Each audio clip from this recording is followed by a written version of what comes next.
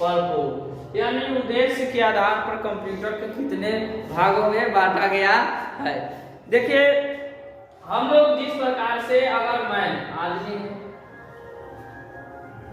इसको हम लोग अगर बांटते हैं तो किस प्रकार से बांटेंगे, तो अलग अलग कैटेगरिया है, अलग अलग है।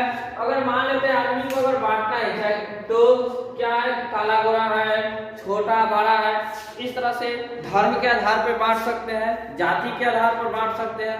ठीक इसी प्रकार से कंप्यूटर को 3 नेचर से बांटा गया है। पहला जो है हम लोग पढ़ चुके हैं साइज के आधार पर। अब सेकेंड नेचर से हम लोग पढ़ेंगे कि पर्पज के आधार पर कितने भागों में कंप्यूटर को बांटा गया है। तो पर्पज के आधार पर, उद्देश्य के आधार पर कंप्यूटर को 2 भागों में बांटा गया। पहला आता है जनरल पर्पज एंड दूसरा आता है स्पेशल पर्पज, यानी पर्पस भी कह सकते हैं, कोई दिक्कत नहीं है इसमें। तो एक सामान्य उद्देश्य से और दूसरा है एक खास उद्देश्य से। एक सामान्य उद्देश्य से कंप्यूटर को बांटा गया है और दूसरा है खास उद्देश्य से।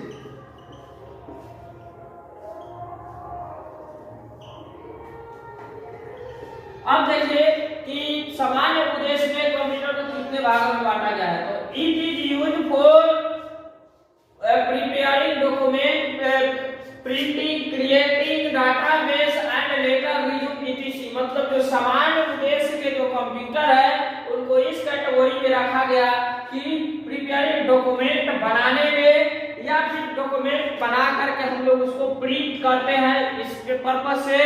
उसके बाद क्रिएटिंग डाटाबेस, किसी भी व्यक्ति का डाटाबेस बनाया जाता है उसमें यूज होता है। लेटर टाइप करने में, रिज्यूम बनाने में, यानी कह सकते हैं कि नॉर्मली काम करने के लिए, छोटे मोटे काम करने के लिए जिस कंप्यूटर का हम लोग इस्तेमाल करते हैं वह जो है कि जनरल पर्पज के अंतर्गत आता है या जनरल पर्पस के अंतर्गत आता है।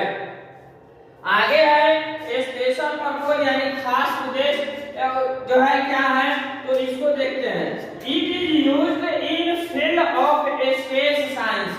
ठीक है, इसका उपयोग जो है कि अंतरिक्ष विज्ञान में करते हैं, मेट्रोलॉजी खगोलीय विज्ञान में करते हैं, सैटेलाइट ग्रह विज्ञान में, ऑपरेशन जहाँ पे व्यक्ति का ऑपरेशन होता है मशीन से, वहां पे यूज किया जाता है। ट्रैफिक कंट्रोल, जो भी ट्रैफिक कंट्रोल होता है, चाहे रेलवे का हो या फिर जो है कि यातायात का जो है वो सब इससे कंट्रोल होता है। उसके बाद एग्रीकल्चर साइंस यानी कृषि विज्ञान, आगे है इंजीनियरिंग, उसके बाद फिजिक्स एंड केमिस्ट्री यानी कि भौतिक शास्त्र में और रसायन शास्त्र में, etc। यानी it CPU is very powerful, इसका सीपीयू बहुत ही पावरफुल होता है।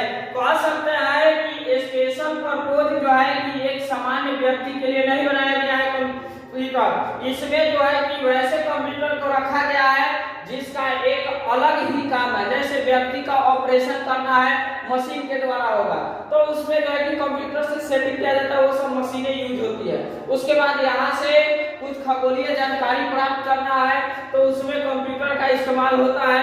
तो ये सब खास तरह का कंप्यूटर इसमें यूज होता है। जैसे फिजिक्स में ही, केमिस्ट्री में कोई दवा का केमिकल बनाना हो तो कैसे मिलाया जाए, कितने अनुपात में मिलाया जाए तो बनेगा, ये सब इससे कैलकुलेट किया जाता है, बनाया जाता है।